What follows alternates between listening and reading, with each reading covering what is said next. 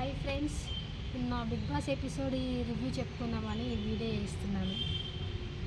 నిన్న దొంగల టాస్క్ పెట్టారు కదా, దాంట్లో 2 గేమ్స్ జరిగాయి. ఇది ఇసుక టాస్క్ జరిగింది కదా. అందులో నిజానికైతే డీమన్ పవన్ స్ట్రెంగ్త్ ఖచ్చితంగా చూపించుకున్నాడు. అందులో నో డౌట్ డీమన్ పవన్కి ఫుల్ స్ట్రెంగ్త్ ఉంది. ప్లస్ అందులో ఈ రెడ్ టీం వాళ్ళలో అంత స్ట్రెంగ్త్ ఉన్న వాళ్ళు అయితే ఎవ్వరు లేరు.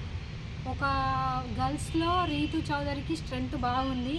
ఇక బాయ్స్ తరఫు నుంచి అయితే స్ట్రెంగ్త్ ఎవరికి కళ్యాణం బక్క ఉంటాడు కానీ పెద్ద స్ట్రెంగ్త్ ఉన్నట్టయితే నాకైతే ఏం అనిపించదు.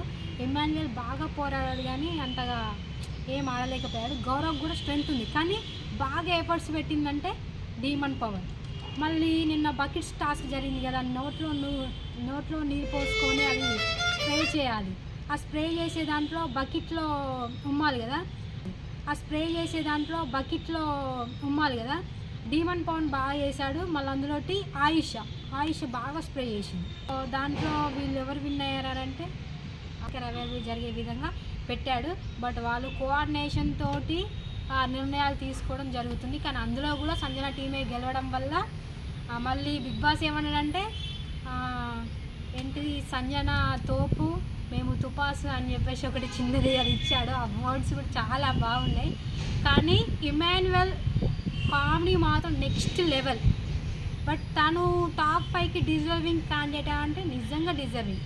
బట్ తను నామినేషన్లోకి రావాలి. నామినేషన్లోకి రాకపోవడం మాత్రం తనకు పెద్ద మైనస్ పాయింట్ చెప్తున్నానుగా. నామినేషన్లో ఉన్న వాళ్ళకి ఆల్రెడీ ఓట్లు వేయడం స్టార్ట్ చేస్తుంటే ఫ్యాన్ బేస్ అనేది పెరుగుతుంటుంది. నామినేషన్లో ఉన్న వాళ్ళకి సడన్గా ఇమాన్యుయల్ నామినేషన్లోకి వచ్చారనుకో ఫ్యాన్ అనేది బేస్ చేసుకోలేకపోతాడు. ఖచ్చితంగా అతను ఎలిమినేట్ అయ్యే ఛాన్స్ ఉంటుంది.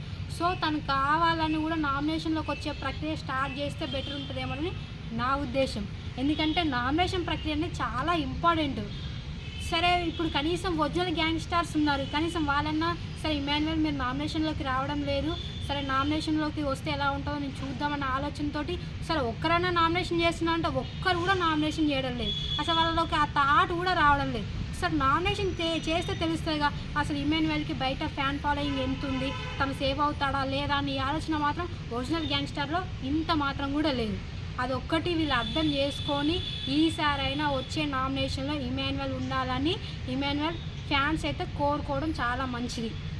ఇక ఇమాన్యుయల్ కామెడీ అంటావా, డీమన్ పవన్ రీతు చౌదరి అక్కడ కామెడీ మాత్రం నెక్స్ట్ లెవెల్ చేశాడు. కొంచెం రివ్యూ ఏదో నాకు చెప్పొచ్చినట్టు చెప్తున్నాను. మీకు నచ్చితే లైక్ చేయండి. ముందుగా అయితే మన ఛానల్ని సబ్స్క్రైబ్ చేసుకోండి. ఇంకా మంచి మంచి వీడియోలు చేయడానికి ప్రయత్నిస్తాను ఫ్రెండ్స్.